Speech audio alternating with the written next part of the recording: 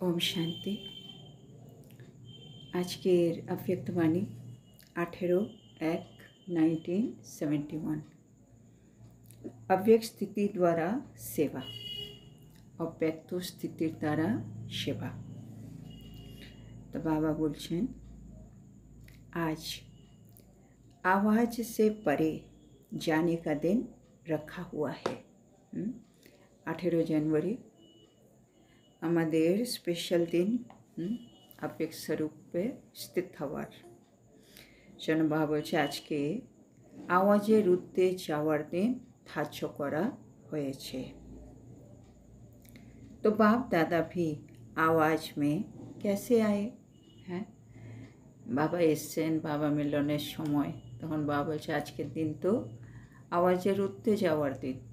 আজকে তাহলে বাপ দাদা আওয়াজের মধ্যে কিসের জন্য এসেছেন? बाबा प्रश्न করছেন। आवाज से परे रहने का अभ्यास बहुत आवश्यक है। बाबा বলছেন আওয়াজের ঊর্ধ্বে থাকার অভ্যাস খুবই आवश्यक।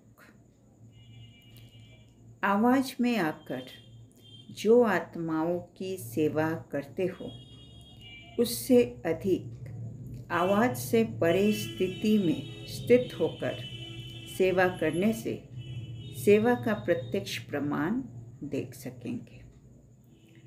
बाबा হচ্ছে দুরকমভাবে সেবা করা যায়। একটা হচ্ছে আওয়াজের মধ্যে এসে আত্মাদের সেবা করা, আর আরেকটা হচ্ছে আওয়াজের ঊর্ধ্বে স্থিতিতে স্থিত হয়ে তারপরে সেবা করো। তাহলে এই দ্বিতীয় স্থিতি, হ্যাঁ না, আওয়াজের ঊর্ধ্বে স্থিতিতে স্থিত হয়ে তুমি যদি সেবা করো, সেই সেবার প্রত্যক্ষ প্রমাণ অনেক বেশি হবে। তার মানে যখনই আমি আত্মার সেবা করতে যাচ্ছি, তখন গিয়েই আওয়াজে চলে না এসে কিছুক্ষণ বসে নিজের স্থিতিটাকে অব্যক্ত বানান। মানে আমরা ফরিস্তা স্টেজে স্থিত হয়ে যাব। অব্যক্ত স্থিতিতে স্থিত হয়ে এবার আমি বাছার সেবাতে এলেও বাছার সেবা করব, কিন্তু স্থিতি হচ্ছে অব্যক্ত স্থিতি। তাহলে বাবা বলছে সেবার প্রত্যেক ফল যেটা পাবে ওটা অনেক বেশি ভালো হবে। अपनी अव्यक्त स्थिति होने से अन्य आत्माओं को भी अव्यक्त स्थिति का 1 सेकंड में अनुभव कराया तो वो प्रत्यक्ष फल स्वरूप आपके सम्मुख दिखाई देगा।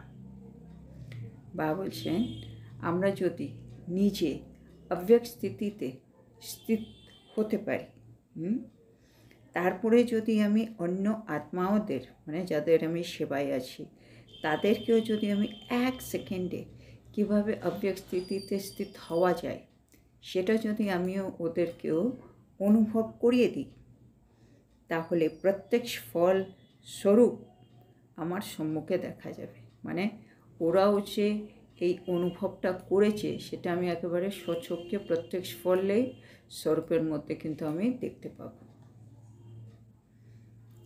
आवाज से परे स्थिति में स्थित हो, फिर आवाज में आने से बाबा এটা আরেকটা ইম্পর্টেন্ট আমাদের জিনিস বোঝাচ্ছেন আজকে।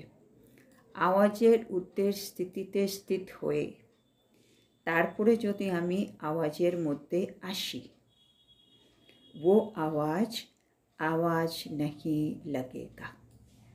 এটা একটা খুব মানে ইম্পর্টেন্ট পয়েন্ট। মানে আমি এখন ডাইরেক্ট ব্যক্তে আছি, ব্যক্ত থেকে ব্যক্তে আমি কোনো আওয়াজে এসে সেবা করছি। আর আরেকটা হচ্ছে আমি আত্মা অব্যক্ত স্থিতিতে স্থিত হলাম, আওয়াজের ঊর্ধ্বে স্থিতিতে স্থিত, এবার আমি আওয়াজে এসেই সেবা করছি, কিন্তু এখন যে আমার আওয়াজটা মুখ থেকে বেরোচ্ছে, বাবা যে এই আওয়াজটার সামনে যে আত্মারা আছে তাদের কাছে আওয়াজ মনে হবে না। তার মানে এই আওয়াজটা শুনে ওরা ব্যক্তে আসবে না, ওরা এই আওয়াজটা শুনে ওদের স্থিতিও আস্তে আস্তে অব্যক্ত হতে শুরু হবে। এটা হচ্ছে আমার স্থিতির প্রভাব ওদের উপরে পড়বে। তো বাবা সেটা বলছে। সেজন্য যখন এই বাবা মিলনের সময় না, যখন দাদি বসে থাকেন, যখন শিব বাবা আসেন, শিব বাবা তো এসে ব্যক্তেই এসছেন, ব্যক্তে এসে আওয়াজে বলছেন, কিন্তু যখন বাবার বাণী চলে, হ্যাঁ না, ব্যক্ত বাপ দাদা মিলনের বাবার বাণী চলছে, কিন্তু শিব বাবার বাণী শুনতে শুনতে আমরা কিন্তু এই দুনিয়া থেকে অন্য দুনিয়াতেই চলে যাই। আমরা এই সাকার দুনিয়াতে ওই 1 ঘন্টা 1.5 ঘন্টা থাকিই না। বাবার বাণী চলছে, বাবা অব্যক্ত থেকে ব্যক্তে এসেই আমাকে বাণী শোনাচ্ছেন, কিন্তু ওই বাণী আমাকে ব্যক্তে নিয়ে যায় না, আমাকে অব্যক্তে নিয়ে যায়। তো বাবা একই জিনিস আমাদেরকেও বলছেন, মানে স্থিতির উপরে মেন অ্যাটেনশন দিতে হবে। স্থিতিতে স্থিত হয়ে তুমি আওয়াজে আসো, তাহলে সামনের আত্মাকেও তুমি ওই স্থিতিতে নিয়ে যেতে পারবে। তারপরে বাবা বলছেন, वो आवाज़ आवाज़ नहीं लगेगा, लेकिन उस आवाज़ में भी अव्यक्ति वाइब्रेशन का प्रभाव किसी को भी बाप की तरफ आकर्षित करेगा। মানে তারপরে যে আমি অব্যক্ত স্থিতিতে স্থিত হয়ে যে আওয়াজে এলাম, সেই আওয়াজটা আওয়াজ মনে হবে না, বরং সেই আওয়াজে অব্যক্ত প্রকম্পন থাকবে, অব্যক্ত স্থিতির ভাইব্রেশন থাকবে, যেটার প্রভাব অন্য আত্মাদের বাবার দিকে করে দেবে। মানে ওইটার প্রভাব সব আত্মাকে বাবার দিকে আকর্ষিত করবে। वो आवाज़ सुनते हुए उनको आपकी अव्यक्त स्थिति का अनुभव होने लगेगा। মানে এই আওয়াজটা যে গেল, এর মধ্যে অব্যক্তি ভাইব্রেশন আছে, তারা বাবার দিকে আকর্ষিত হবে, আর তাদের আমি আত্মা যে অব্যক্ত স্থিতিতে স্থিত আছি সেটাও তারা অনুভব করতে পারবে। जैसे এবার বাবা एग्जाम्पल दिए আমাদেরকে বোঝাচ্ছেন, যেমন इस साकार सृष्टि में, इस साकार सृष्टिते छोटे बच्चों को लोरी देते हैं, ছোটো ছোটো বাচ্চাদের ঘুম পাড়ানোর গান শোনানো হয়, যেটাকে লোরি বলে। वो भी आवाज़ होता है, ওটাও একটা গান, তো ওটাও একটা আওয়াজ। लेकिन वो आवाज़ से परे ले जाने का साधन होता है, কিন্তু সেই আওয়াজটা কিন্তু আওয়াজের উত্তে নিয়ে যাওয়ার মাধ্যম হয়, না? মানে একই গান শোনাচ্ছে, কিন্তু ওই গান শুনতে শুনতে সেই ছোটো বাচ্চা আওয়াজের উত্তে গিয়ে ঘুমিয়ে পড়ছে। তার মানে ওই গানটা এমন কি এই আওয়াজ থেকে আওয়াজের উত্তে নিয়ে যাওয়ার একটা মাধ্যম হচ্ছে। ऐसे ही একইভাবে अव्यक्त स्थिति में स्थित होकर आवाज़ में आओ, तो আমাদের জন্য হচ্ছে अव्यक्त स्थितिते स्थित হয়ে আমি आवाज़े আসবো, तो आवाज़ से परे स्थिति का अनुभव करा सकते हो। তাহলে আমিও সেই আত্মাদেরকে যাদের আমি সেবা করছি ওদেরকে আওয়াজের উত্তের স্থিতি অনুভব করাতে পারব। 1 सेकंड की अव्यक्त स्थिति का अनुभव आत्मा को अविनाशी संबंध में जोड़ सकता है। মানে আমরা সেবা করি কেন? সব আত্মা পরমাত্মার মিলন হোক। তো এই 1 সেকেন্ড যদি আমি ওই আত্মাদেরকে অব্যক্ত স্থিতির অনুভব করিয়ে দিই, তাহলে বাবা বলছে সে আত্মারা অবিনাশী সম্বন্ধের সাথে যুক্ত হয়ে যাবে। মানে বাবার সাথে তাদের সম্বন্ধটা এবার অবিনাশী হয়ে যাবে। কেন? ওরা ওইটা অনুভব করেছে 1 সেকেন্ডের জন্য। ऐसा अटूट संबंध जुड़ जाता है, আর এই সম্বন্ধটা এত অটুট হবে যে जो माया भी उस अनुभवी आत्मा को हिला नहीं सकती। মানে এই সম্বন্ধটা 1 সেকেন্ডের অনুভবের পরে যে আত্মাটা সম্বন্ধে এলো, সেই সম্বন্ধটা এত মানে অটুট হবে যে মায়াও এই অনুভবী আত্মাকে হিলাতে পারবে না। মানে যত রকমই মায়াবী জিনিস ওনার সামনে আসুক, ওই যে অনুভবটাই কাজ করবে, আর ওর সম্বন্ধ অবিনাশী হয়ে যাবে বাবার সাথে। सिर्फ आवाज़ द्वारा प्रभावित हुई आत्माएं, আর তার উল্টো যে আত্মারা শুধু आवाज़ দিয়ে প্রভাবিত হয়, তারা अनेक आवाज़ सुनने से आवागमन में आ जाती है। তারা শুধু আওয়াজ শুনেছে, তারা ওই সেকেন্ডের অনুভবটা পায়নি, সেজন্য ওরা কী হয়, আসা যাওয়ার মধ্যেই থেকে যায়। মানে কখনো এলো, তারপরে ভালো লাগলো না, কিছুদিনের জন্য ছেড়ে দিল, আবার কিছুদিন পরে কোথাও কিছু শুনলো, আবার এলো, মানে আসা যাওয়া, তাদের সম্বন্ধটা অটুট হচ্ছে না, পার্মানেন্ট হচ্ছে না। लेकिन अव्यक्त स्थिति में स्थित हुए आवाज द्वारा अनुभवी आत्माएं आवागमन से छूट जाती है। কিন্তু যদি অব্যক্ত স্থিতিতে স্থিত হয়ে সে আওয়াজের অনুভবটা পেয়ে যদি কোনো আত্মা এখানে আসে বাবার কাছে, সে কিন্তু এই আসা যাওয়ার মধ্যে আর থাকে না, এটা ওর বন্ধ হয়ে যায়। তার মানে ও পার্মানেন্টলি বাবার হয়ে থাকে। এবার আমাদের কী করতে হবে? সदैव अपने को कम्बाइंड समझ। তাহলে এবার সবসময় আমাকে নিজেকে कम्बाइंड বলে মনে করতে হবে। कम्बाइंड रूप की सर्विस करो, अर्थात अव्यक्त स्थिति प्लस अव्यक्त स्थिति और फिर आवाज। তাহলে এখন আমাদের হচ্ছে সেবা कम्बाइंड। আমি আর বাবা कम्बाइंड হয়ে সেবা করছি, বা আমি ফরিস্তা স্বরূপে স্থিত হয়ে সেবা করছি। এখানে কম্বাইন্ড হয়ে সেবা করতে হবে। কম্বাইন্ড মানে বাবা বলছে অব্যক্ত স্থিতি তারপরে আওয়াজে আসো, মানে শুধু আওয়াজ নয়, স্থিতি প্লাস আওয়াজ, তাহলে এটা কম্বাইন্ড রূপের সার্ভিস হবে। তারপরে বাবা বলছেন दोनों की कम्बाइंड रूप की सर्विस वारिस बनाएगा। আমি আত্মা যদি কম্বাইন্ড হয়ে সেবা করি, মানে অব্যক্ত স্থিতিতে এসে তারপরে যদি আমি আওয়াজে আসি, তাহলে এই স্থিতিটা বাবা বলছে ওয়ারিস তৈরি করবে, মানে উত্তরাধিকারী তৈরি করবে এই সার্ভিসটা করলে। सिर्फ आवाज़ द्वारा सर्विस करने से प्रजा बनती जा रही है। শুধু আওয়াজ দিয়ে সেবা করলে প্রজা তৈরি হবে। আর যদি আমি অব্যক্ত স্থিতি আর আওয়াজের ঊর্ধ্বে থাকা এই কম্বাইন স্বরূপ দিয়ে যদি আমি করি, তাহলে ওয়ারিস তৈরি হবে, মানে দোনো কম্বাইন স্বরূপ, অব্যক্ত স্থিতিতে স্থিত হয়ে আওয়াজে আসা, কম্বাইন্ড হয়ে সেবা করা। তো अब সার্ভিস মে নবীনতা লাও। যেন বাবা চাইছেন এখন সেবা এইভাবে করি, এটাই হচ্ছে সেবার নবীনতা। इस प्रकार की सर्विस करने का साधन कौन सा है? হ্যাঁ, কেউ জিজ্ঞেস করলো এই প্রকারে সেবা করার সাধন কি? बाबा बोलছেন जिस समय सर्विस करते हो उस समय मंथन चलता है, लेकिन याद में मगन ये स्टेज मंथन की स्टेज से कम होती है। बाबा बोलছেন যে সময় আমরা সেবা করি সে সময় আমাদের খুব মন্থন চলে, হ্যাঁ, জ্ঞানের মন্থন অনেক ভেতরে থাকে, কিন্তু বাবার স্মরণের মধ্যে আমি মগন থাকবো এই স্টেজটা কিন্তু কম থাকে। মানে সেবা করার সময় আমাদের সময়ের মন্থন চলতে থাকে, হ্যাঁ, এইটা আমি এই করতে হবে, ওইটা আমি এই করতে, সময়ের উপরে আমরা খুব ফোকাসড, কিন্তু আমাকে যে বাবার স্মরণে থেকে সেবা করতে হবে, স্মরণে মগন হয়ে, সেই স্টেজটা বাবা বলছে থাকে না।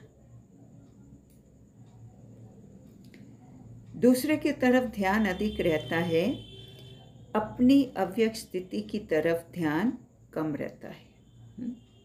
মানে অন্যের প্রতি আমাদের মানে ধ্যান, হ্যাঁ, মনোনিবেশ খুব বেশি থাকে। এ কী করছে, ও কী করছে, এটা কীভাবে হবে, ওটা কীভাবে হবে, অন্যের প্রতি অনেক বেশি। কিন্তু আমার নিজের অব্যক্ত স্থিতিটা ঠিক আছে কি না, যে স্থিতিতে স্থিত হয়ে আমি সেবা করছি সেদিকে আমাদের মানে ধ্যান খুব কম থাকে।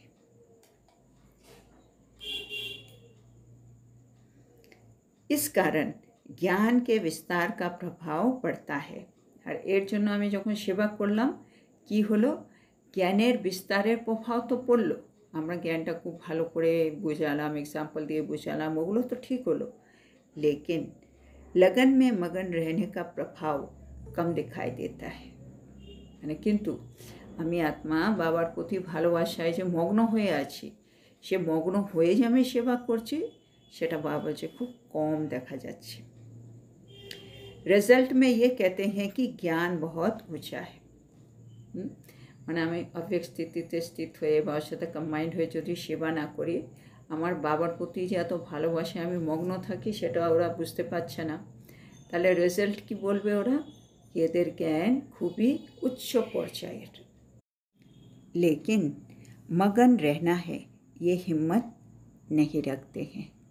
কিন্তু মগ্ন থাকতে হবে সেই সাহসটা তারা রাখতে পারে না, क्योंकि अव्यक्त स्थिति द्वारा लगन का अर्थात संबंध जोड़ने का अनुभव नहीं किया है। কেন করতে পারছে না? কারণ অব্যক্ত স্থিতির দ্বারা তারা বাবার সাথে যে সম্বন্ধ জুড়বে, বাবার যে ভালোবাসাটা অনুভব করবে, সেটা তারা এখনও অনুভব করে উঠতে পারেনি। बाकी थोड़ा कना दाना लेने से प्रजा बन जाती है। बाकी সেই সব আত্মারা যেটুকুনি কণা দানা তারা পেয়েছে সেটা নিয়ে তারা প্রজা হয়ে যাবে। अब के संबंध जुड़ने से ही भविष्य संबंध में आएंगे, नहीं तो प्रजा में। বাবা বলছে এখন যে আত্মারা সম্বন্ধে আসবে তারাই কিন্তু ভবিষ্যতেও সম্বন্ধে আসবে, না হলে তারা প্রজা হবে। तो नवीनता यही लानी है। तो এখন नवीनता কি আনতে হবে?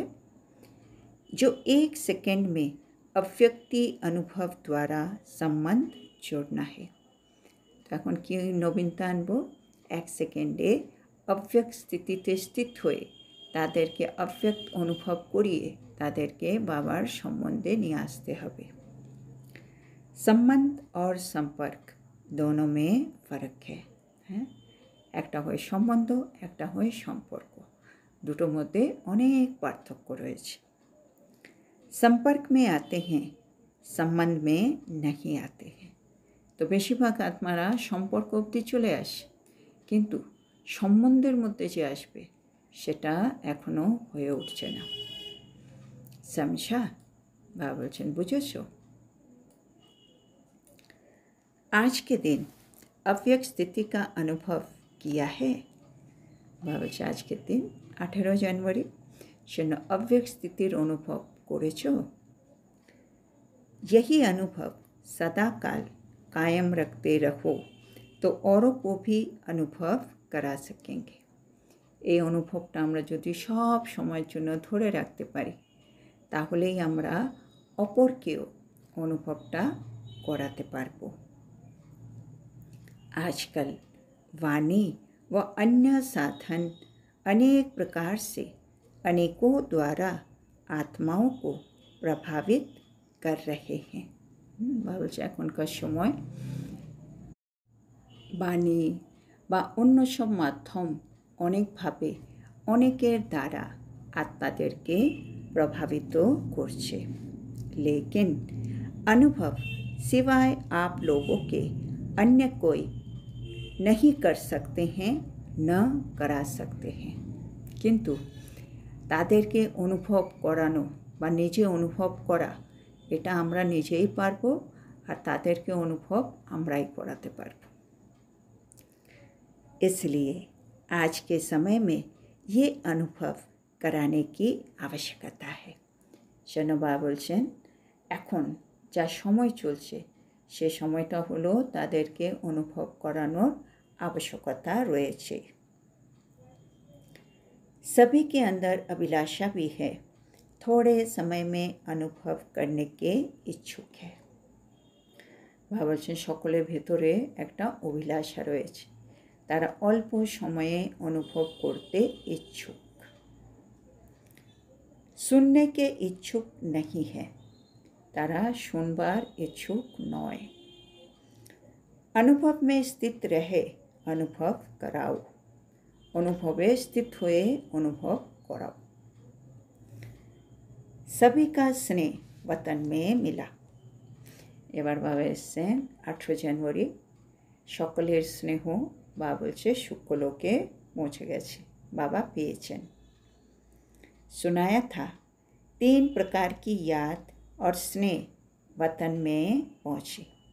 বাবা বলছে আমি আগে শুনিয়েছি কি 3 রকমের স্মরণ আর স্নেহ वतने পৌঁছেছে, वियोगी, योगी और स्नेही। तो वियोगी, जोगी और स्नेही, तीनों ही रूप का याद प्यार बाप दादा को मिला।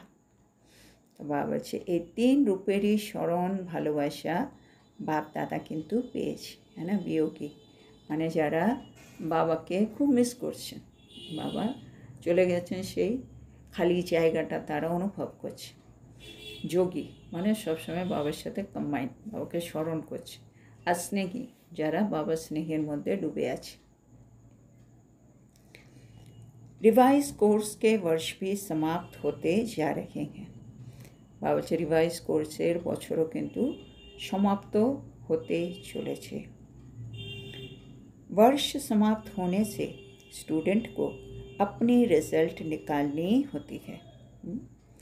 মানে স্কুলেও যখন একটা বছর কমপ্লিট, এবার স্টুডেন্টদের রেজাল্ট বেরোবে। এখানে হচ্ছে আমরাও স্টুডেন্ট, গডলি স্টুডেন্ট। এই বছরটা শেষ হলো, 18 জানুয়ারি এলো, মানে বছরটা আগের গত বছর কমপ্লিট। এখন আমরা স্টুডেন্ট, বা বলছে নিজের রেজাল্ট এবার বের করো। तो इस वर्ष के रिजल्ट में हर एक को अपनी कौन सी रिजल्ट निकालनी है। বাবা বলছে তাহলে এই বছরের রেজাল্টে আমরা প্রত্যেকেই নিজের রেজাল্টে কি আমরা বের করব। इसकी मुख्य 4 बातें ध्यान में रखनी है। এর জন্য প্রধান বিষয় 4টি বাবা বলছে মনে রাখতে হবে। এবার বাবা 4টি পয়েন্ট আমাদের বলে দিচ্ছেন। 1, अपने में सर्व प्रकार की श्रेष्ठता कितनी है।